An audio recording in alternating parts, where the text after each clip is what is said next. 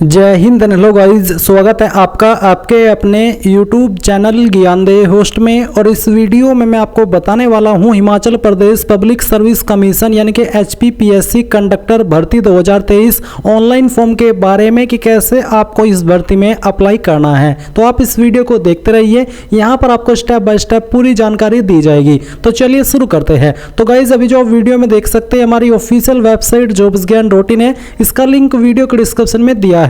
जैसे ही आप link open करेंगे आपके सामने रिक्रूटमेंट की जानकारी आ जाएगी, जहां पर आपको जानने को मिलेगा कि 360 पद पर यह वैकेंसी निकाली गई है, जिसमें कि 12वीं पास कैंडिडेट अप्लाई कर पाएंगे और आप लोग इस फॉर्म को 1 मई 2023 तक भर सकते हैं। एंड गाइज आप यहां पर आएंगे और ऑफिशियल नोटिफिकेशन PDF के ऊपर क्लिक करके इस नोटिफिकेशन PDF को डाउनलोड कर लेंगे, जिसमें कि आपको यहां पर आपकी कैटेगरी वाइज वैकेंसी के बारे में जानकारी दी गई है। फिर इसके अलावा आपको यहां पर जो क्वालिफिकेशन के बारे में मैंने बताया एग्जैक्टली क्या क्वालिफिकेशन मांगी है वो आप देख सकते हैं। 12वीं के साथ में आपके पास वैलिड कंडक्टर लाइसेंस भी होना चाहिए एंड साथ ही आप हिमाचल प्रदेश के स्थायी निवासी होने चाहिए। फिर आप यहां पर जो आपकी अन्य डिटेल है उसकी जानकारी अच्छे से देख सकते हैं। एज आपकी 18 से 45 साल के बीच रखी गई है। अब ये सभी जानकारी चेक करने के बाद में अगर आप इसमें एलिजिबल है और आपका इंटरेस्ट है फॉर्म को अप्लाई करने का, तो आप अप्लाई कैसे करेंगे। आप अप्लाई करने के लिए यहां पर अप्लाई ऑनलाइन लिंक पर क्लिक करेंगे। इस पर क्लिक करने के बाद आपके सामने वेबसाइट आ जाएगी। अब आप यहां पर न्यू रजिस्ट्रेशन के ऊपर क्लिक करेंगे। इस पर क्लिक करने के बाद में आप यहां पर आपकी ईमेल आईडी एंटर करेंगे जो कि आप रजिस्टर करना चाहते हैं। फिर आप यहां पर आपका मोबाइल नंबर एंटर करेंगे। आपकी ईमेल और नंबर बिल्कुल वैलिड होने चाहिए।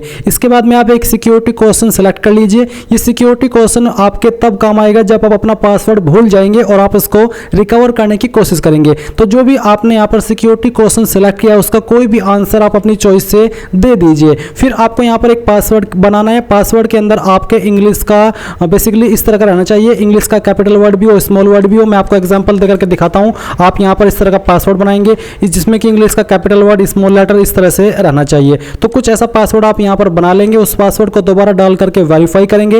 ये सिक्योरिटी की जो यहां पर आपके सामने आएगी वो आपको एंटर करनी है। सभी जानकारी को चेक करते हुए आई एग्री इसके ऊपर टिक करना है एंड देन रजिस्टर पर क्लिक करना है। अब गाइज आप यहां पर देखेंगे रजिस्टर्ड सक्सेसफुली और आपको बोला है कि you are required to activate your account and activation link has been send to your email ID, यानी कि आपकी ईमेल आईडी के ऊपर एक ईमेल सेंड की गई है जिसके अंदर एक एक्टिवेशन लिंक है। वो लिंक आपको ओपन करना है। जैसे आप उस लिंक को ओपन करेंगे तो आपके सामने कुछ ऐसा इंटरफेस आ जाएगा। अब आपको यहां पर एक्टिवेशन लिंक के साथ में आपके नंबर के ऊपर एक OTP सेंड किया है। वो OTP आप यहां पर डालेंगे और सबमिट के ऊपर क्लिक करेंगे। इसके बाद आप देख सकते हैं कि आप यहां पर सक्सेसफुली रजिस्टर्ड हो चुके हैं। अब आपको लॉगिन पर क्लिक करना है। लॉगिन पर क्लिक करने के बाद आप यहां पर आपकी यूजर आईडी जो कि आपकी ईमेल आईडी है वो आप एंटर करेंगे और फिर पासवर्ड के अंदर जो पासवर्ड अभी आपने बनाया वो आप डालेंगे। ये कैप्चा कोड फिल करेंगे एंड देन लॉगिन कर लेंगे। लॉगिन पर क्लिक करने के बाद आपके सामने यहाँ पर पर्सनल इंफॉर्मेशन का सेक्शन आ जाएगा। तो सबसे पहले एप्लीकेंट नेम, तो आप सॉल्यूशन में बताएंगे डॉक्टर है, इंजीनियर है, मिस्टर है,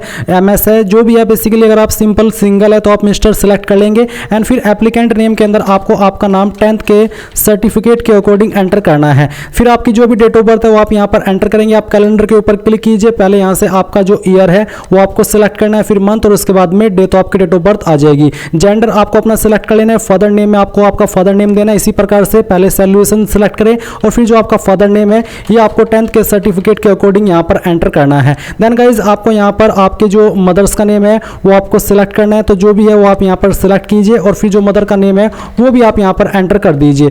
ये एंटर करने के बाद में आप यहाँ पर नीचे देखेंगे मैरिटल स्टेटस, तो जो भी है अनमैरिड, मैरिड, डाइवोर्स्ड वो आप सिलेक्ट कर लीजिए। फिर आइडेंटिफिकेशन मार्क के अंदर आपकी बॉडी के ऊपर जो परमानेंट निशान है जो भी है आपके बॉडी पर कहीं पर भी उसके बारे में आप यहाँ पर लिख देंगे। अगर आपकी बॉडी के ऊपर कोई मार्क नहीं है ढूंढने के बाद भी परमानेंट, तो आप यहाँ पर नो मार्क भी लिख सकते हैं। फिर select from the list you belong, domicile of HP, bona fide of HP, 10th and 12th pass from school located in HP या फिर नन ऑफ दी अबव। तो जो भी आपका इनमें स्टेटस है वो आप सिलेक्ट कर लीजिए।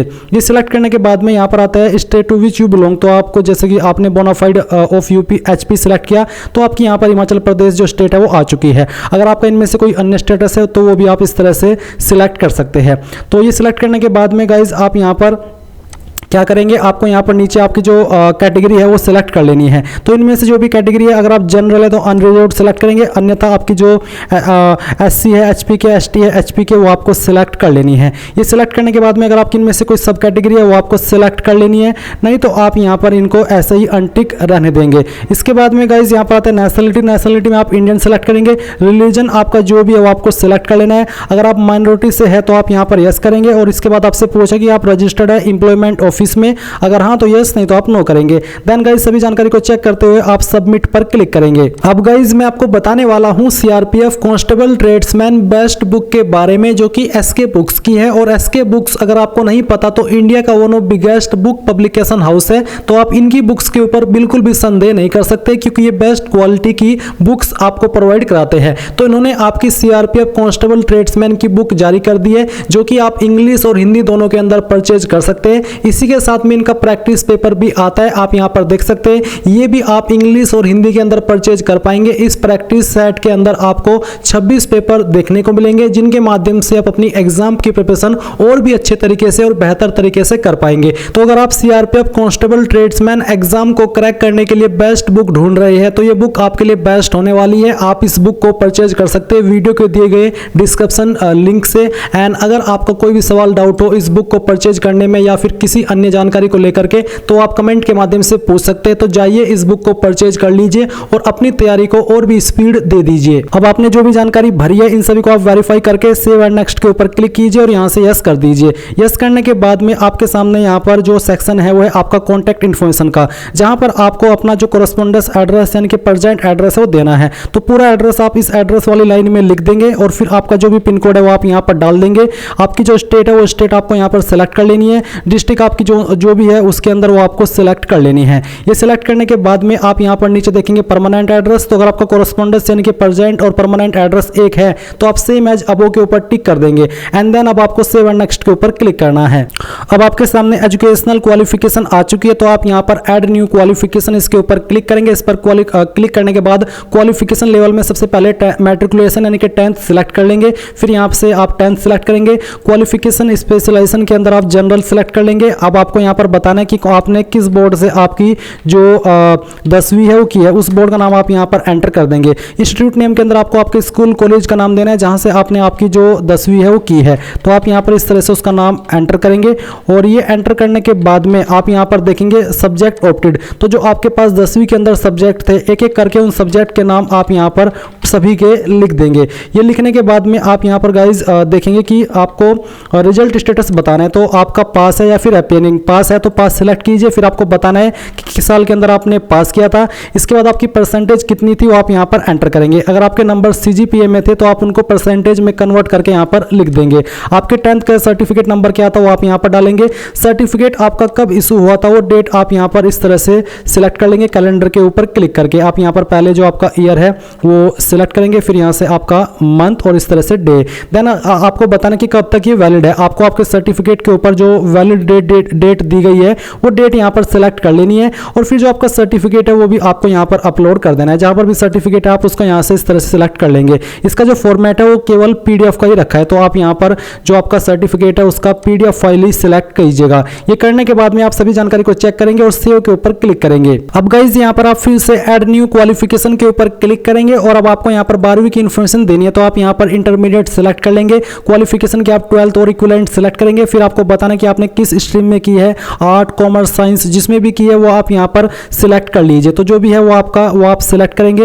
ये सिलेक्ट करने के बाद में आप यहाँ पर आपके बोर्ड यूनिवर्सिटी का नाम बताएंगे, इंस्टीट्यूट का नाम देंगे, कौन कौन से सब्जेक्ट आपके पास थे 12वीं के अंदर उन सब्जेक्ट के नाम आप यहाँ पर लिखेंगे। रिजल्ट स्टेटस आप यहाँ पर बताएंगे कि किस साल के अंदर आपने पास की है वो आप यहाँ पर एंटर करेंगे।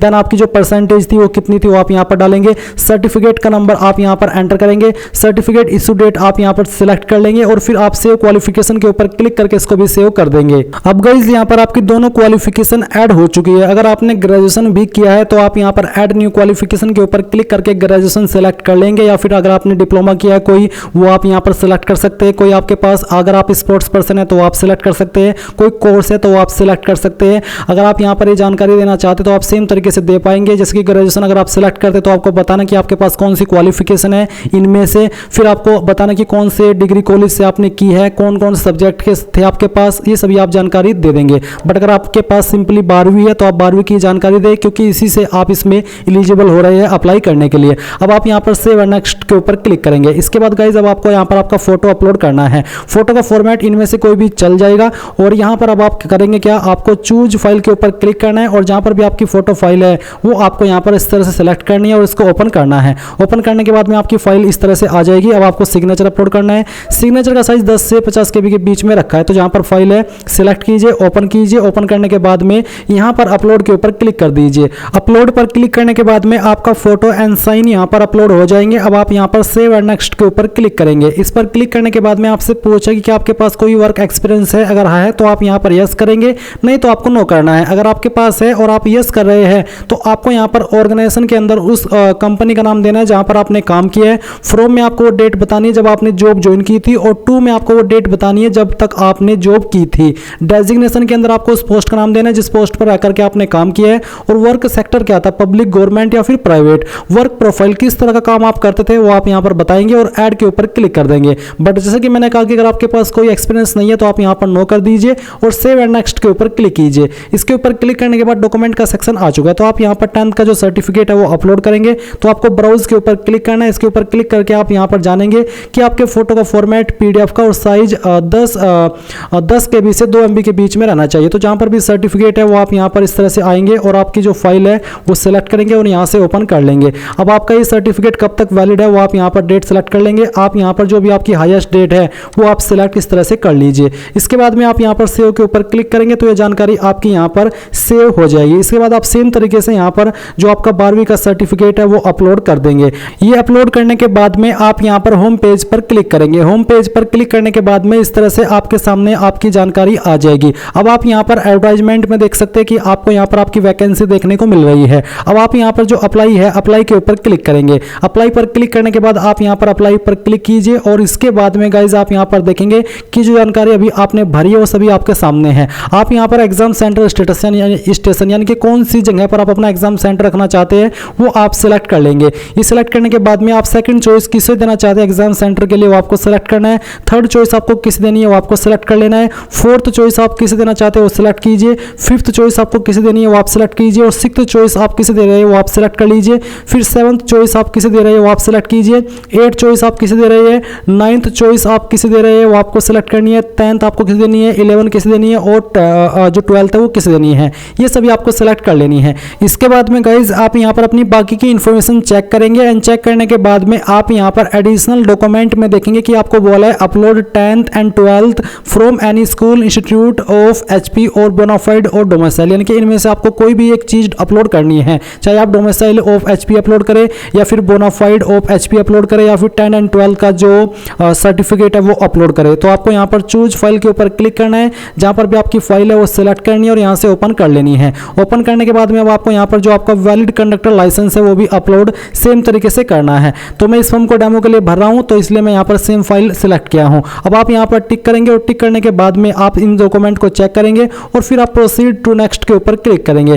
देन गाइस सभी जानकारी को चेक करने के बाद आप यहाँ पर सबमिट एप्लीकेशन के ऊपर क्लिक कीजिए। इस पर क्लिक करने के बाद आप यहाँ पर देखेंगे कि आपके सामने इस तरह से फी पेमेंट का सेक्शन आ चुका है। आप यहाँ पर फीस का अमाउंट देखेंगे और अब आपको सबमिट के ऊपर क्लिक करना है। नाउ गाइज आप यहाँ पर देख सकते हैं कि आपको किस तरीके से अपनी फीस को जमा करनी है। आपके सामने पेमेंट टाइप दिया है। आप यहाँ पर ई बैंकिंग मैनुअली देख सकते हैं। ई बैंकिंग अगर आप सिलेक्ट कर रहे हैं तो आपको बैंक सेलेक्ट करना है। जैसे कि यहाँ पर अगर आप ये सभी विकल्प चाहते हैं फीस के तो आप पहले वाला ऑप्शन सेलेक्ट करें। फिर इसके बाद में जो आपके सामने यहाँ पर कैप्चा कोड है ये कैप्चा कोड आपको फिल करना है और फिल करने के बाद में आप यहाँ पर मेक पेमेंट के ऊपर क्लिक करेंगे और यहाँ से ओके कर देंगे। ओके करने के बाद में आपको यहाँ पर पेमेंट के मेन पेज पर ट्रांसफर कर दिया है। आप यहाँ पर अपनी एप्लीकेशन फीस UPI जिसमें कि फोन पे, पेटीएम, गूगल पे का इस्तेमाल कर सकते हैं, नेट बैंकिंग, इनमें से जिस भी माध्यम का आपको इस्तेमाल करना है वो इस्तेमाल करके फीस को जमा कर दीजिए। जैसे ही आप अपनी एप्लीकेशन फीस जमा कर देंगे तो आप अपने फॉर्म का फाइनल प्रिंट आउट ले पाएंगे। इस प्रकार से गाइज आप लोग HPPSC कंडक्टर ऑनलाइन फॉर्म 2023 को भर पाएंगे।